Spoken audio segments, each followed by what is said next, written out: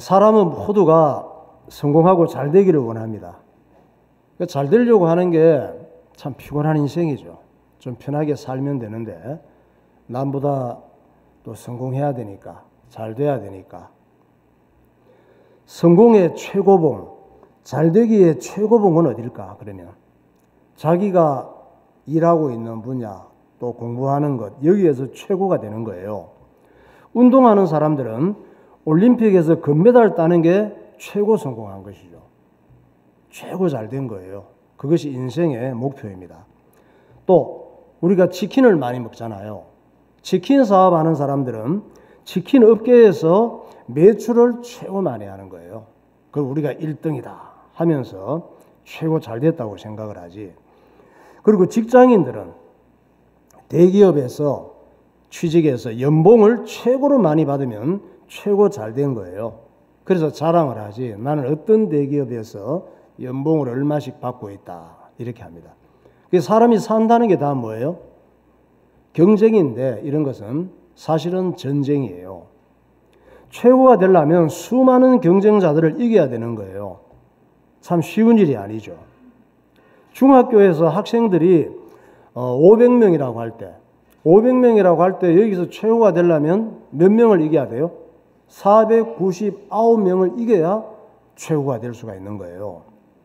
UFC 종합 격투기가 있는데 여기에 최고 선수는 현재 헤비급 존 존스예요. 이 사람이 전 세계에서 싸움 제일 잘하는 사람, 최고의 싸움꾼이야. 존 존스 보세요. 예. 저 위에 쓰러지는 사람은 2등쯤 되고 존 존스가 헤비급 최고 선수예요. 자기도 엄청 얻어맞았지. 저렇게 될 때까지 엄청 얻어맞고, 그리고 남도 엄청 많이 패고 많은 사람들을 쓰러뜨렸어요. 저렇게 싸워서 최고가 되면 정말 최고가 되었다고 웃을 수 있는 걸까? 뭐 웃을 수 있긴 하겠지. 문제는 마귀의 욕심을 가진 사람들이 국가의 최고의 자리에 오를 때 이 사람 때문에 수많은 사람들이 피해를 입고 죽어야 되는 거예요. 저런 챔피언은 뭐 잘못 맞으면 죽지만은 어지간하면 때려도 선수가 죽지 않습니다. 심판이 와서 그만 때리라고 말리기 때문에. 러시아 우크라이나 전쟁이 지금 3년째 계속되고 있는데 죽은 사람이 얼마냐? 사망자가 100만 명을 넘었습니다. 젊은 군인들이나 국민들이 무슨 죄가 있습니까? 이 사람들이 그렇게 죽어간 것은 푸틴 대통령, 최고가 된 한 사람 때문에, 결정 때문이에요.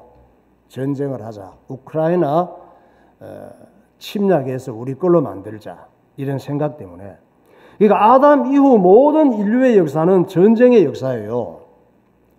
우리는 아무도 전쟁에서 자유로울 사람이 한 사람도 없습니다. 전쟁 안 하고 사이좋게 지내면 좋을 텐데 인간 속에 들어온 이 마귀의 욕심이 사람을 사이좋게 서로 사랑하며 살도록 두지를 않아요.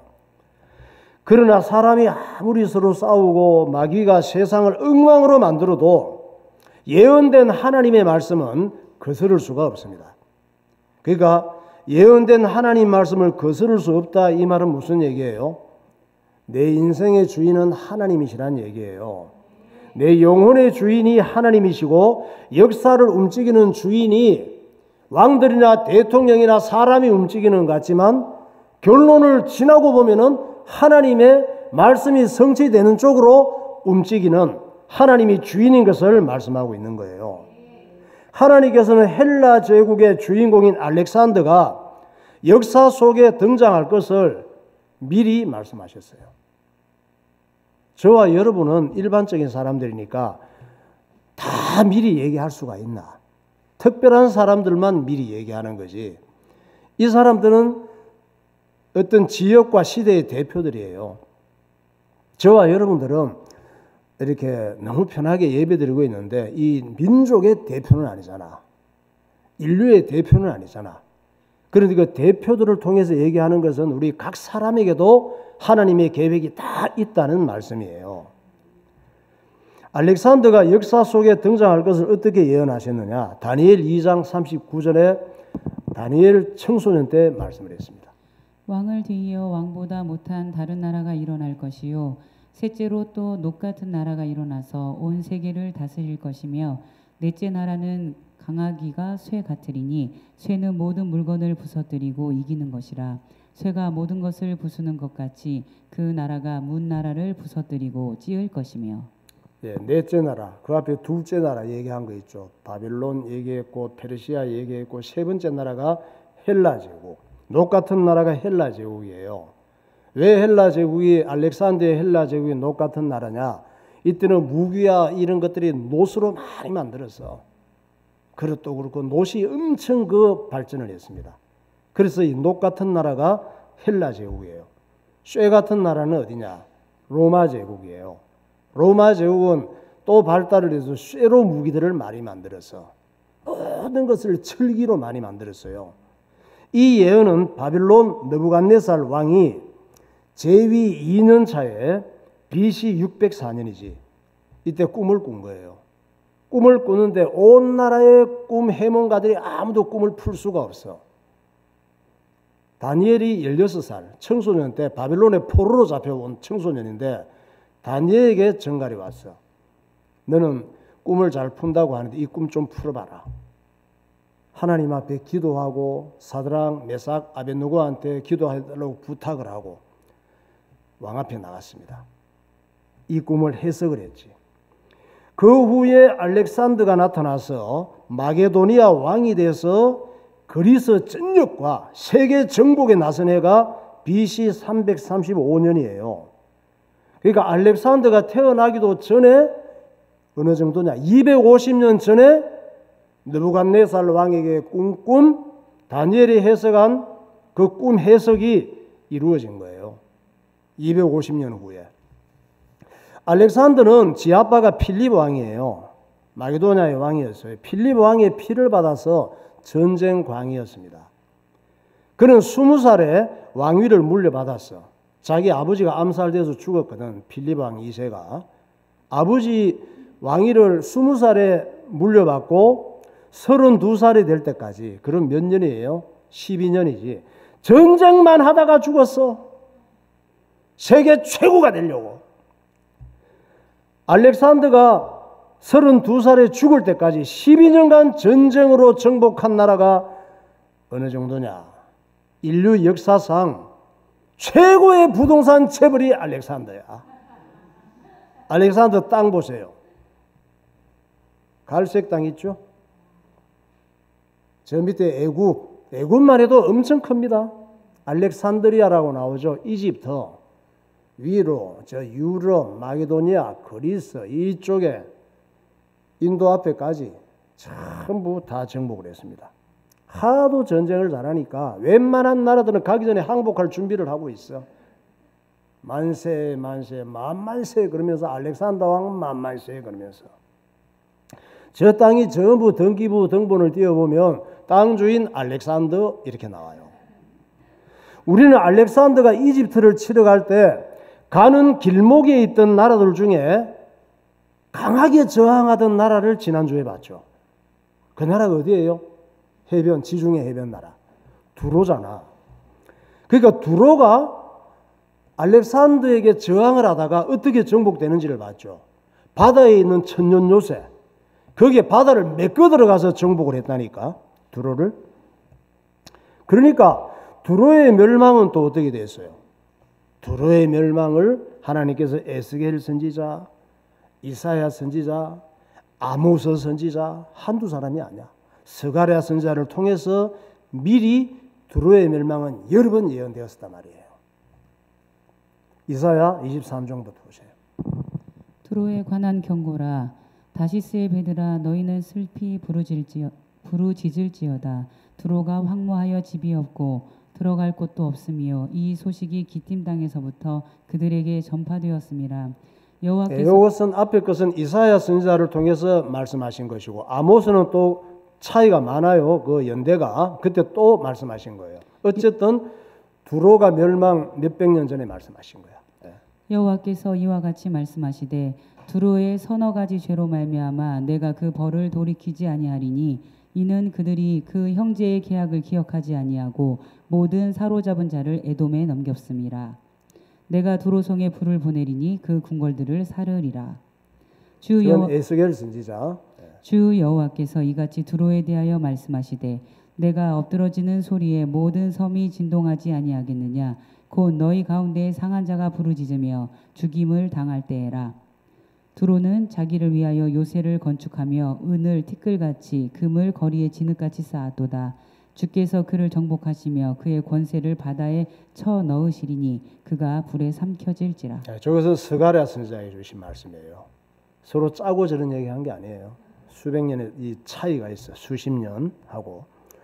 그러니까 두로 정복한 다음에 지금 목적지는 어디예요? 이집트로 지금 가는 거야. 아까 이집트 정복한 거 맞죠? 이집트로 지금 정복하러 내려가는데 그 가는 길목에 두로가 있었던 거야. 근데 그 두로를 그냥 놔두면은 이것들이 중간에 보급로를 끊고 전쟁에 지장을 주니까 정복하고 가는 거야. 그리고 사람을 세워놓고. 이렇게 해서 이집트로 가다 보니까 또 나오는데 가사, 항구 도시 가사가 나오는 거예요. 지금 여러분 텔레비전에 팔레스타인 가자지구 나오죠? 이것이 성경에는 이름이 가사로 나와. 거기가 가자지구예요. 블레셋 그때는 이름이고 지금 팔레스타인이라 그래. 같은 얘기예요. 민족 후손들이야. 가사에도 신하를 보내서 항복을 권유했지. 이것도 그냥 두고 가면 안 되잖아. 신하를 보내서 얘기해서 야 니네들 좀 전에 두로 소식 들었지? 좋은 말 할 때 항복하지? 나 알렉산더야. 소문이 났으니까 얘기를 했어. 근데 신하가 돌아와서 보고를 한 거예요. 두로에는 어떻게 해서 신하 보냈을 때 신하를 죽여서 바다에 던져 넣어버렸단 말이야. 그러니까 그 싸그리 다 죽이고 포로로 또 사람 팔아먹고 노예로 팔고 그랬었지. 신하가 이렇게 보고를 하는데 어떻게 보고하느냐. 마마 가사왕이 항복하기 싫다고 하옵니다. 마마 이런 거야. 알렉산더는 블레셋의 수도 가사가 항복하면 그냥 곱게 넘어가고 곧바로 남유다의 수도 예루살렘으로 쳐들어갈 판이에요. 그 다음에 남유다의 수도 예루살렘도 그냥 두면 안 되거든. 블레셋 가사를 보세요. 지도. 위에 갈멜산 있고 예루살렘이 이쪽에 조금 옆에 있고 가사가 아래에 있죠. 빨간 글씨. 항구 도시예요. 시돈은 항복했고 두로는 잡았고 이렇게 쭉 내려가고 있는 거야. 좀 더 내려오면 이제 이집트가 나오는 거예요. 결국 가사 군대와 전쟁을 치르게 됐는데 항복을 안 하니까 가사는 2개월간 필사적으로 저항을 했습니다. 이때 알렉산더는 이 전쟁에서 부상까지 당하고 까딱하면 죽을 뻔했어. 그러니 가사 점령한 다음에 가사 군인들과 시민들을 그냥 두겠어? 가만두지 않지. 가사 점령 후에 부하들에게 명령을 했어요. 얘들아, 가사의 모든 남자들은 인정사정 볼 것 없이 학살해라. 여자들과 아이들은 모두 노예로 팔아서 전쟁 비용으로 충당해라. 이렇게 한 거예요. 이렇게 반항하면 그런 결과가 오는 거야. 가사를 그렇게 해서 정복하고 다시 이집트로 가다 보니까 이제 남유다를 통과해야 되는 거야. 남유다의 수도가 어딘가 찾아보니 수도를 잡아야 되니까 전쟁하면 수도권부터 박살내는 거예요. 좋은 중요 시설들이 거기 다 있으니까 찾아보니까 예루살렘이야. 그렇다면 어쩔 수 없이 예루살렘도 그냥 둘 수가 없잖아요. 그래서 보고를 다 받고 나서 알렉산더가 말머리를 예루살렘으로 이랴 그러면 탁 돌렸지. 말머리 돌린 알렉산더 왕 보세요. 네, 저렇게 이제 예루살렘으로 가는 거야. 이제 두로와 가사 점령 소식을 듣고 예루살렘의 대제사장하고 지도자들이 얼마나 떨었겠어. 그렇다고 항복할 수도 없어요. 그렇다고 또 저항할 수 있는 군대도 없어. 알렉산더 군대를 저항할 수 있는 것도 없어. 그래서 기도하는 수밖에 없었지 뭐. 예수 믿는 사람들이 딴 거 뭐 있어? 기도해야지. 하나님 어떻게 해요? 우리가 항복하면 헬라 제국이 시키는 대로 해야 되고 헬라의 신도 섬겨야 되고, 그렇다고 저항할 군대도 없고, 아버지 살려주세요 기도하는 수밖에 없는 거야. 그래서 예루살렘의 제사장들은 이제 할 수 없어. 죽으면 죽고 뭐 살려주면 살고 하나님께 맡기는 수밖에 없었던 거예요. 그 대제사장이 대표잖아요. 떨리고 긴장되고 잠이 오겠어. 밤새도록 하나님 앞에 잠도 못 자고 기도하는데 하나님께서 마음에 어떤 응답을 주시느냐. 우리가 기도하면 눈에 보이는 환경도 달라지지만 내 마음의 감정도 다스리시고 마음의 생각을 주세요. 어떤 응답을 주셨느냐. 알렉산더를 두려워하지 말고 그가 예루살렘에 들어오면 귀한 손님처럼 반갑게 맞이해라. 이런 응답을 주시는 거야. 헐, 도망가라고 하셔야지. 이게 지금 말이 되나요? 그래도 어떡해. 정말 마음에 안 내키고 이해가 안 되지만 모든 부하 제사장들에게 명령한 거예요.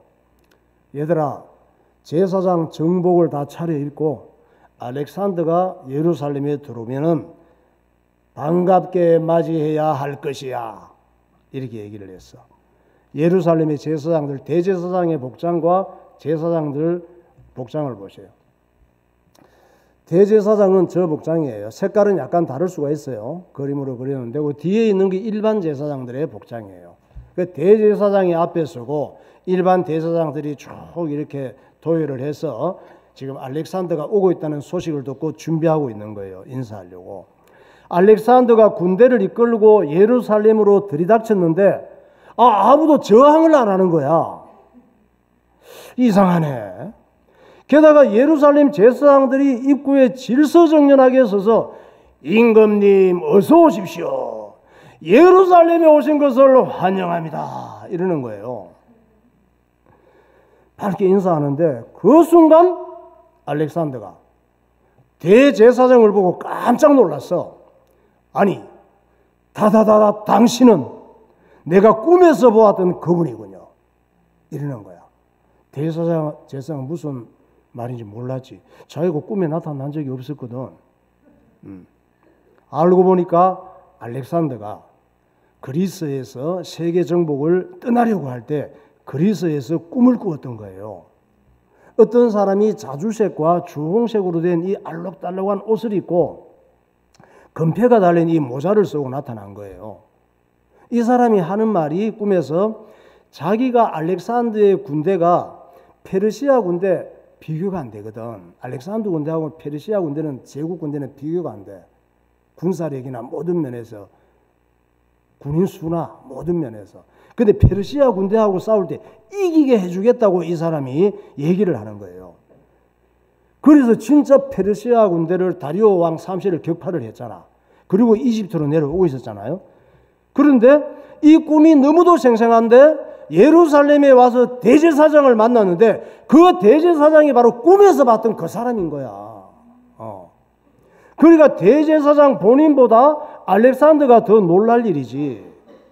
그래서 알렉산더가 말한 거예요. 대제사장님, 지금까지 예루살렘은 페르시아의 식민지였으나 알렉산더가 정복하기 전에는 예루살렘도 페르시아의 식민지였단 말이에요. 느헤미야 때 봤죠? 식민지였지만 오늘부터는 헬라 제국이 다스립니다. 대제사장께서 저에게 원하는 것이 있다면 말씀해 주십시오. 알렉산더가 얘기를 한 거야. 이때 대제사장이 알렉산더 왕에게 요청했습니다. 임금님, 우리 민족이 계속 하나님 앞에 제사드리고 율법을 지키며 살 수 있도록 허락해 주십시오. 그리고 매 7년마다 지키는 안식년에는 우리가 하나님 앞에 모든 사람이고 땅이고 다 쉬게 하는데 조공을 바치지 않도록 조처해 주시면 정말 감사하겠습니다. 이 요청을 했어요.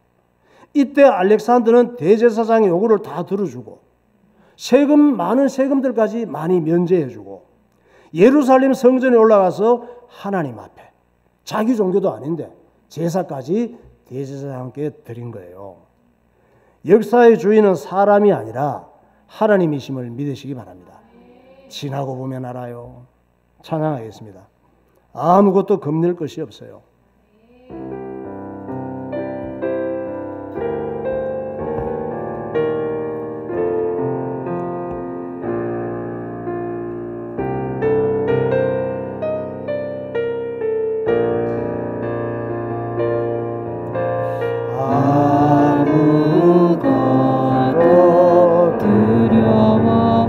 너의 하나님이 지켜주시네. 주 너의 하나님이 지켜주시네. 놀라지 마라. 겁내지 마라. 놀라지 말라.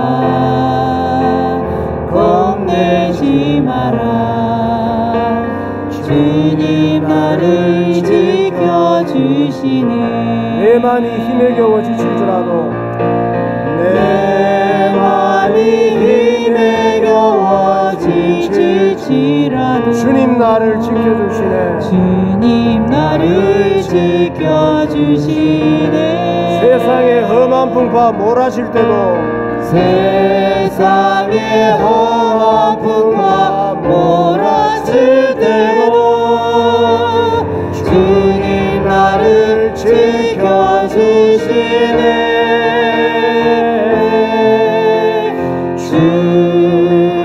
주님은 나의 산성, 주님은 나의 요새, 주님은 나의 소망, 나의 힘이 되신 여호와, 나의 힘이 되신 여호와. 아멘. 자, 오늘 이 본문은 이스라엘 민족이 약속의 땅 가나안에 들어가서 있었던 일이에요. 그 약속의 땅 가나안은 지금 어떤 나라예요? 오늘날의 이스라엘 나라예요. 하나님께서 아브라함을 불러내서 그의 후손을 통해서 이스라엘 나라를 만드셨잖아요. 누구를 불러내서? 아브라함을 불러내서 이스라엘 나라를 만드신 거예요. 왜? 예수님을 그 나라에 보내시기 위해서. 전 세계의 어떤 나라 한 나라를 불러내야 되는데 그 나라가 대한민국이 아니라 이스라엘이라 이 말이에요. 왜?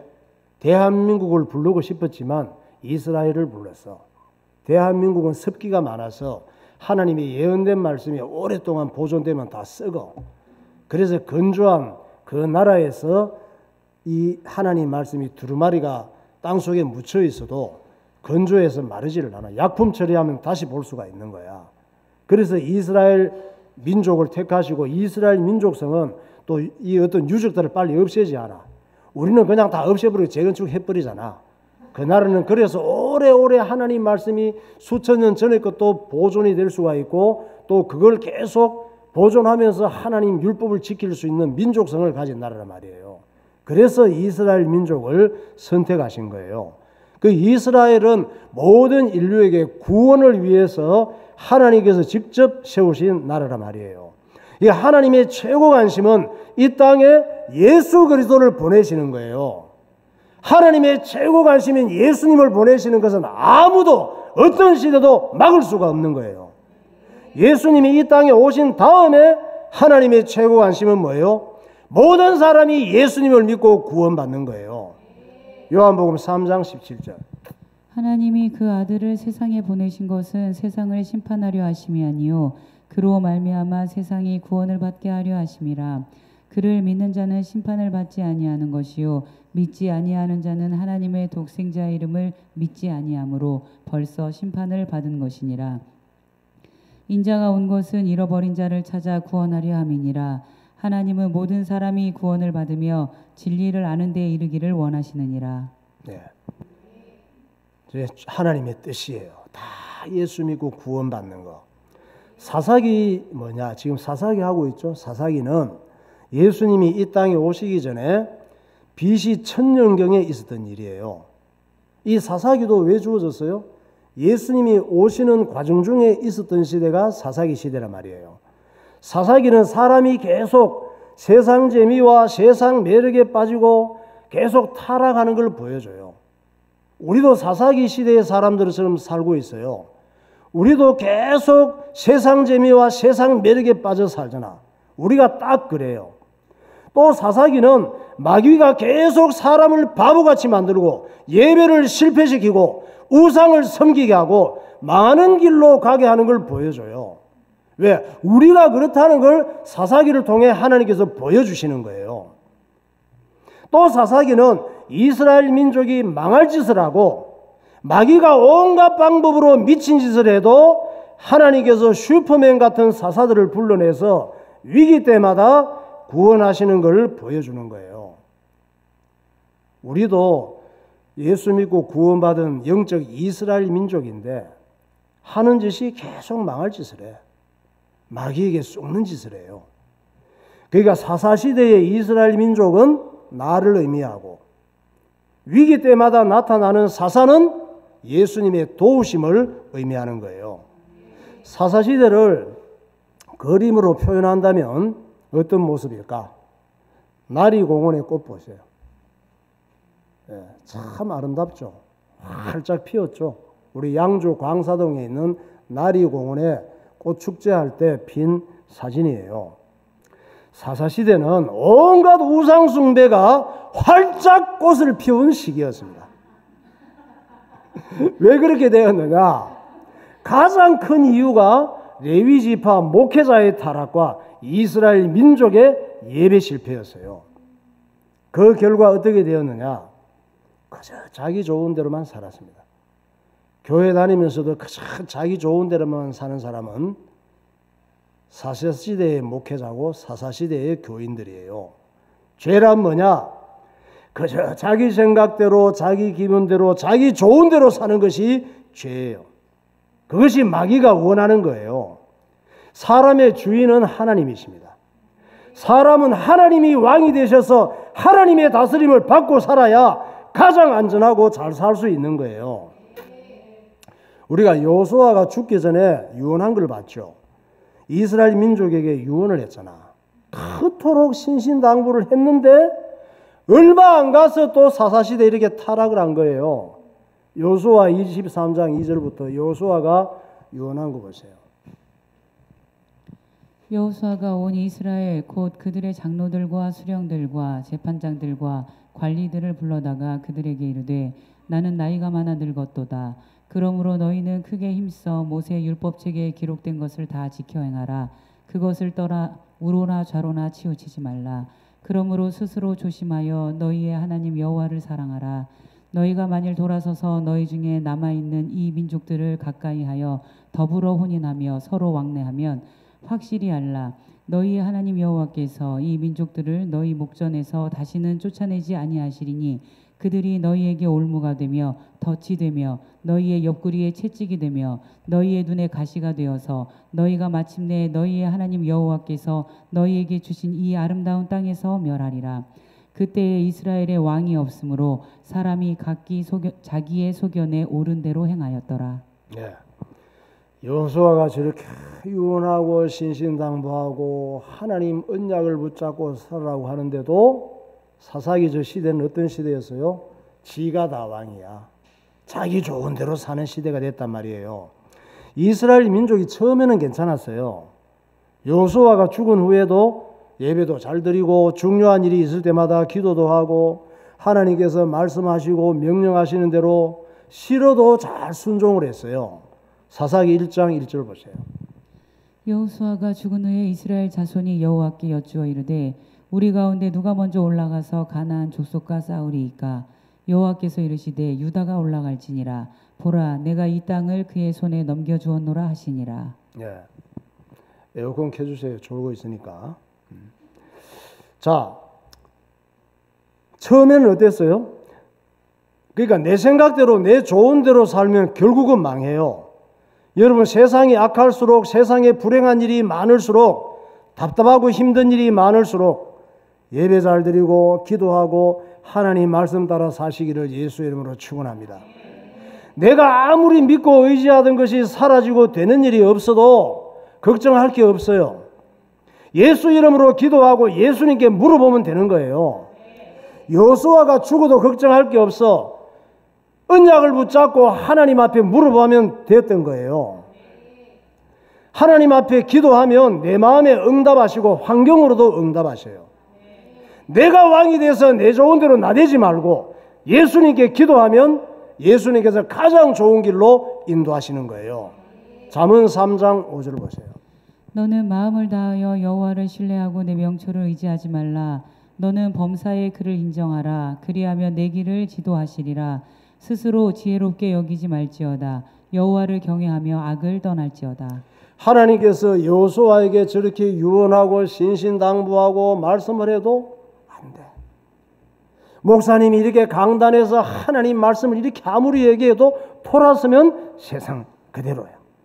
이스라엘 민족들이 처음에 사사기 1장 1절에 기도했다고 그러잖아요. 왜 기도했느냐? 큰 문제가 있었거든. 해결해야만 되는 큰 숙제가 있었습니다. 그 숙제가 뭐냐? 자기들이 아직도 가나안 땅에 들어와서 여호수아가 죽기 전에 12지파로 나눴다 그랬죠. 그 가나안 7족속을 다 물리치고 12지파를 나눴어요. 그게 아니고 여호수아가 지금 죽을 입장에 처하니까 지파를 먼저 나눈 거야. 어떻게 나눴어요? 제비뽑기로 나눴잖아요. 그런데 자기들이 아직도 가나안 땅에 들어와서 정복하지 못한 성이 있었어. 그 성 중에 하나가 베색이라고 하는 성이에요. 문제는 이 베색의 왕인 아도니 베색이 이름이 아도니 베색인데 보통 못된 놈이 아니야. 보통 못된 놈이 아니기 때문에 정복을 그때까지 못하고 있었던 거예요. 잔인하기 짝이 없는 놈이야. 이 왕이 어떤 놈이냐? 옆나라하고 전쟁하면 이길 때가 많았어. 아도니 베색은 전술이 좋아요. 아주 잔인하고. 전쟁할 때 이긴다고 하는 말은 그 나라의 수도를 점령하고 그 나라의 왕을 잡거나 죽이면 이기는 거예요. 그런데 아도니 베색은 전쟁을 해서 자기가 적국의 왕이 포로로 잡히면 짝두로 엄지손가락과 엄지발가락을 절단하는 거야. 참 취미도 이상하지. 차라리 죽이든가. 조폭 우두머리가 여기서부터 시작이 된 거야. 왕을 병신 만들면 기분이 좋았나 봐요. 이 엄지손가락 2개, 엄지발가락 2개를 잘라버리는 거야. 그래서 엄지손가락, 발가락 없는 사람은 아도니 베색에게 잘린 사람들이야. 또 베색의 군인들은 용맹하고 잔인하다고 소문이 나서 이스라엘 몇 지파? 12지파 중에 아무도 아도니 베색을 치러 가겠다고 나서는 사람이 아무도 없었어요. 그런데 하나님께서 지명해 주신 거야. 유다지파가 가라 말씀을 하신 거야. 그러니까 유다지파는 정말 가기 싫지. 갔다가 죽을 수도 있고 혹시 잡히면 엄지손가락, 엄지발가락 다 잘려서 병신 될 수도 있는 거예요. 그래도 어떻게? 하나님께서 가라고 지정해서 명령하셨는데. 그래서 생각을 하다가 자기 지파만 가기에는 좀 떨리는 거야. 그래서 유다지파 가라 했는데 누구 다른 지파도 좀 같이 갔으면 좋겠는 거예요. 그래서 시므온 지파에게 딜을 한 거야. 그게 사사기 1장 2절 3절이에요. 여호와께서 이르시되 유다가 올라갈지니라. 보라 내가 이 땅을 그의 손에 넘겨주었노라 하시니라. 유다가 그의 형제 시므온에게 이르되 내가 제비 뽑아 얻은 땅에 나와 함께 올라가서 가나안 족속과 싸우자. 그리하면 나도 내가 제비 뽑아 얻은 땅에 함께 가리라 하니 이에 시므온이 그와 함께 가니라. 예. 시므온 지파가 좀 잘 싸웠나 봐. 그러니까 유다 지파 생각할 때 그래 어차피 우리가 뽑혀서 안 갈 수는 없고 시므온 지파한테 용병들을 좀 빌려서 하고 니네들이 또 정복 못한 놈들하고 싸울 때 우리도 지원해 줄게. 이렇게 딜을 하게 된 거예요.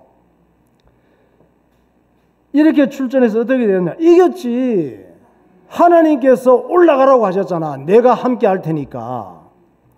이긴 후 베색의 왕인 아도니 베색을 포로로 붙잡은 거예요. 붙잡아서 저놈을 어떻게 할까 생각을 했지. 어떻게 해야 되겠어?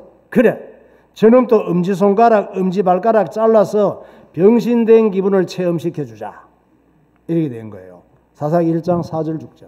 유다가 올라가매 여호와께서 가나안 족속과 브리스 족속을 그들의 손에 넘겨주시니 그들이 베색에서 10,000명을 죽이고 또 베색에서 아도니 베색을 만나 그와 싸워서 가나안 족속과 브리스 족속을 죽이니 아도니 베색이 도망하는지라. 그를 쫓아가서 잡아 그의 엄지손가락과 엄지발가락을 자르매. 예. 이렇게 붙잡아 가지고 유다 장교 중 한 사람이 아도니베섹의 무릎을 꿇리고 짝도 앞에 앉게 해서 엄지손가락과 양쪽 엄지손가락, 양쪽 엄지발가락을 사정없이 절단을 했지. 아팠을까 안 아팠을까? 엄청 아프지. 안 아플 수 있도록 마취를 시켜줬을까? 그냥 자르는 거야. 생손가락. 잘려나간 손가락 발가락을 보고 피를 줄줄 흘리면서 고통스러워하던 아도니베섹이 꼭 당해봐야 알아요. 그제서야 깨달았습니다.